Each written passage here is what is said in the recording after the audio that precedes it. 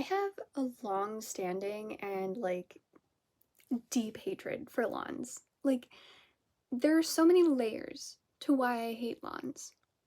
And I think you should hate lawns. So I'm going to give you a comprehensive list of reasons to hate lawns.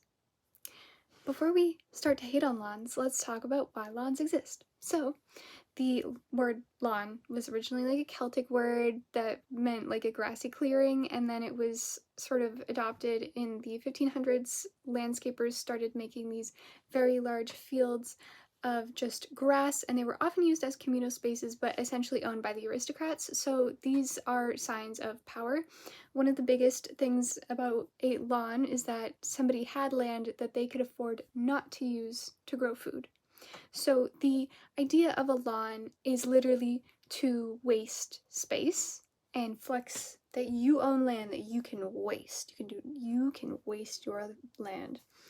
But they weren't all bad because a lot of times they were used as communal spaces for grazing animals. So people would bring their animals there and they could, graze, and it was a nice little like relationship between the aristocrats and the people who had animals, because the animals would cut the grass, the farmers got free grass. And this is fine and dandy because the grass that they're using in Europe in the 1500s, it's European grass.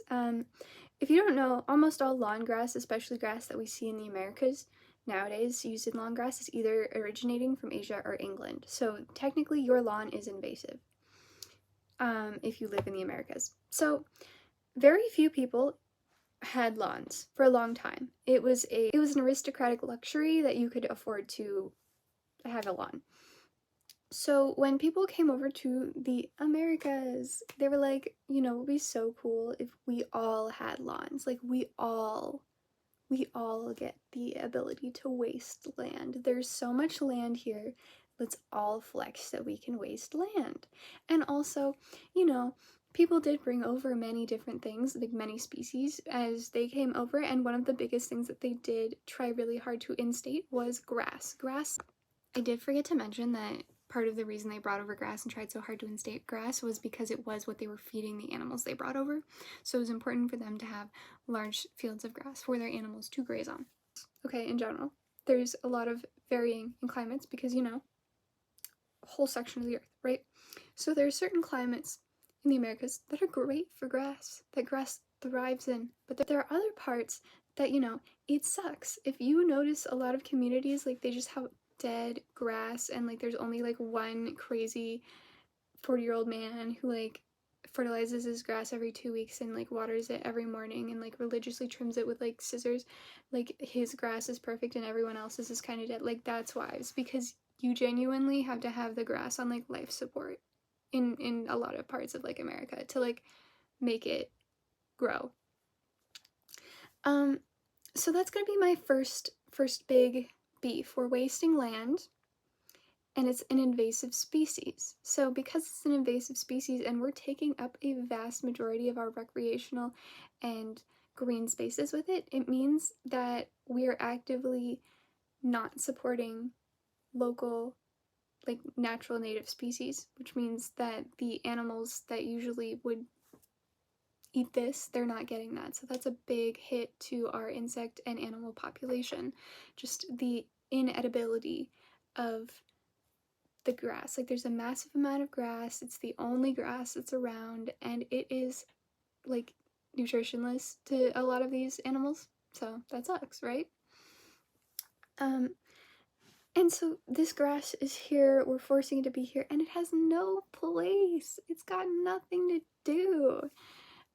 Which is annoying. It's annoying. And so what do we do with our grass? We spend lots of time putting seeds on the ground, we do fertilizer, we waste lots of water, we put pesticides in it that will get rid of our native species but will also wash into our watershed and continue to affect our native populations of other plants and animals and even us sometimes. Fertilizer is very difficult on a lot of plants. Like you can't put much on it. If you are a gardener, you have to be careful not to put your fertilizer right on the roots because you'll burn your roots. And yeah, it's a good thing, but like producing fertilizer is very difficult for the environment. And like excess fertilizer can be very detrimental to the watershed as well.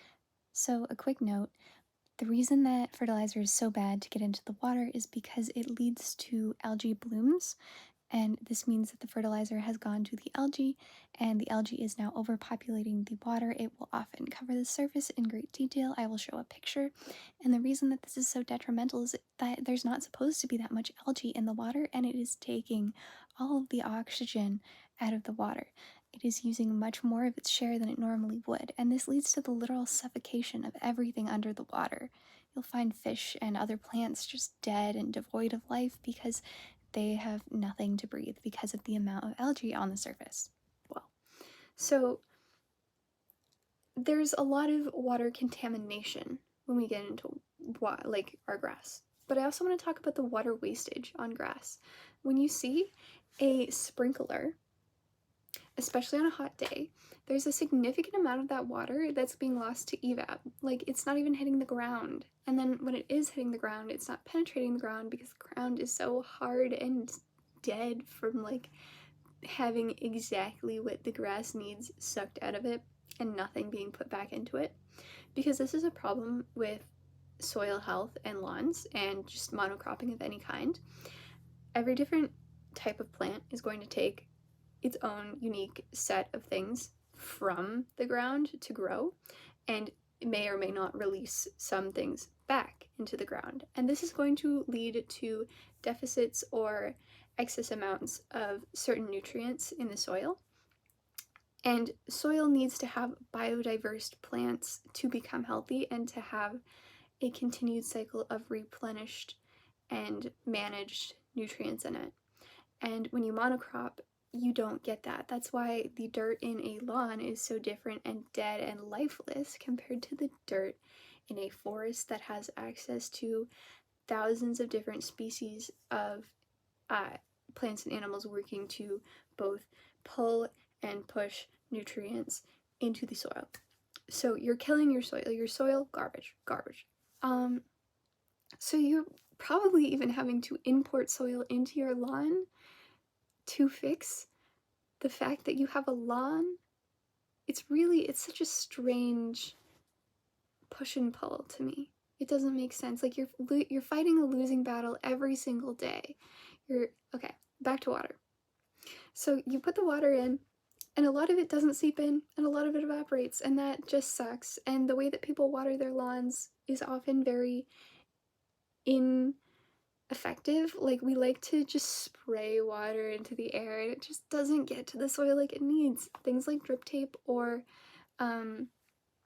in-ground pots, like terracotta pots with water, those are much better ways if you want to conserve water and make sure that there is an even dispersal of water that stays on the roots of your plants consistently.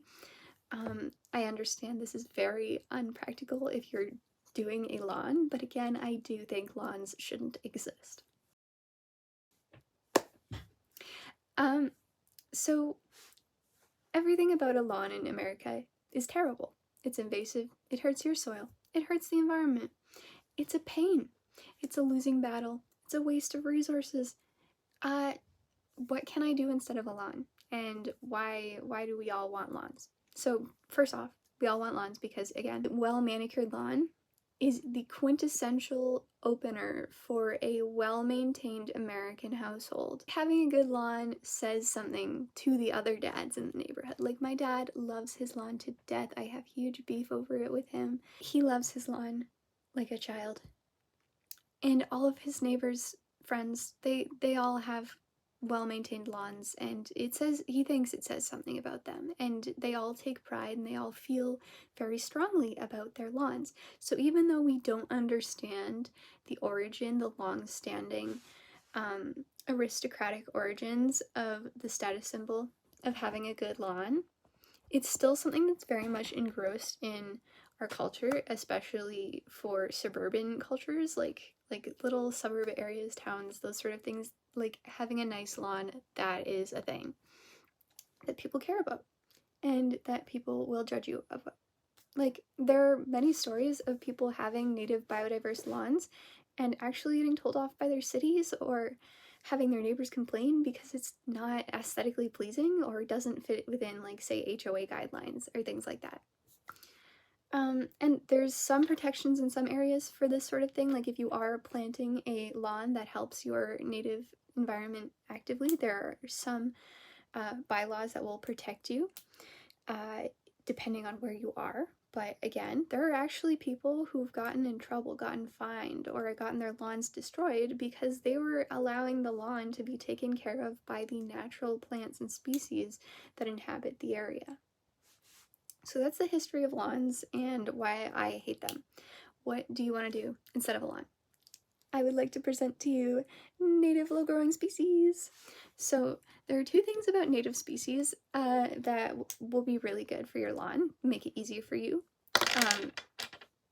The first thing is that native species will automatically be adjusted to your climate. There will be very little that you have to do in the way of fertilization, watering, things like that, because they're adjusted to live within the environment.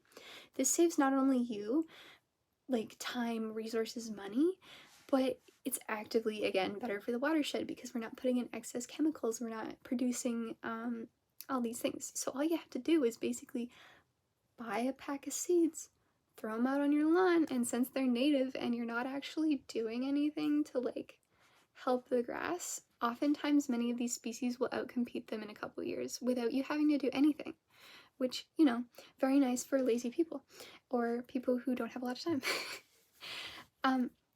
And another thing is a lot of these have very low maintenance. Like if you purposefully pick a plant that only grows however many centimeters tall, like say in my area, a lot of clovers only grow a few inches tall, and it's a perfect grass height. It's a perfect grass height. You can have just a ton of little clovers in your lawn. It's perfect for if you have kids because you can just be like, go find a four-leaf clover. It's great for the bugs and species in your area because, again, these are native plants that actually fit into the local biodiversity.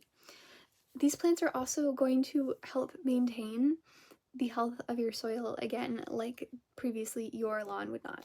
If you notice that you get a lot of dandelions in your lawn, that is probably because you lack a certain vitamin, and dandelions are putting that back in, but they also feed off of something that like your lawn produces. I can't remember what it is. I could look it up, but I won't. Um, I lied. I looked it up. So, it typically means that your soil is very compacted and that you're lacking calcium. And the thing about dandelions is they have really great tap roots. They're great at getting in there. You know, if you've tried to dig up dandelions, it's kind of difficult to get the tap root out, and you have to get the whole thing out for it not to grow back. So, these roots are actually doing an amazing thing for your lawn. They are breaking up the soil that has been heavily compacted down, and it's starting to air out your soil. It's again doing something good, which is nice. Also, dandelions, super tasty. Just go look up some recipes. They're good. Something that I really enjoy is the idea of quilt lawns or patchwork lawns, which is where you pick a variety of different colored or shaped uh, native species and you sort of let them all cohabit your lawn. And so, like, again, in my area, violets are native, and there's these cute little low growing yellow flowers that are very native as well. They grow easy, they grow everywhere. So you can have a lawn full of all these cute little flowers. You could have pink in your lawn, you could have like yellow in your lawn, you got all this green, you got purple. So it's just little, like, it's a natural garden, it's natural flowers. It's the idea of it. I've seen pictures, it's so pretty. I'll put one here. Patchwork lawns, they have my heart. And I really do think that, again, it contributes to the pollinators in your area. It helps create healthier soil, and it's prettier. It's prettier, and it'll cost you less money, and it'll be less time, and you won't be upholding aristocratic status symbols from the 1500s. So, you know, there's no reason not to do it. There really isn't. There's so many reasons not to have a lawn. I just named 15 minutes worth of reasons not to have a lawn. I think especially it's very important to create lawns that are good for your native insect species because the insect population of the entire planet has gone down over 25% in the last decade. And the way that we are going, we are just creating less spaces for insects to habitat, and I think it's important to support your local insects. I know that humans often get very squeamish when it comes to the idea of interacting with insects, but if we don't have insects, then our birds won't be eating very well, and like, say, opossums and just any other omnivore, they're gonna have a lot of trouble. So many things eat insects, so many things rely on insects for pollination. I know we like to hate on wasps, but wasps also do a lot of pollination. There are so many untold things that go on in a lawn that is so important to the wider world. And I know that it's just your front yard or your backyard. It's just something that you've grown up with. It's something that you don't think about. But there's so much happening in it. It's its own little wildlife reserve. And there are so many less green spaces than there ever have been. So it's even more important that we make everyone count. So when you think of your lawn, what do you want to do for your community? What do you want to do for the animals? What do you want to do for the future? That's your little piece of greenery that you get to form and create and help or hinder your local earth. That's your decision to make. And I think that it's important to be well educated on why we should actually pay attention to what we're doing to our little chunks of greenery and to maintain our lawns in a way that is perhaps more conscious of the land that we're taking up and the resources that we're using to do so.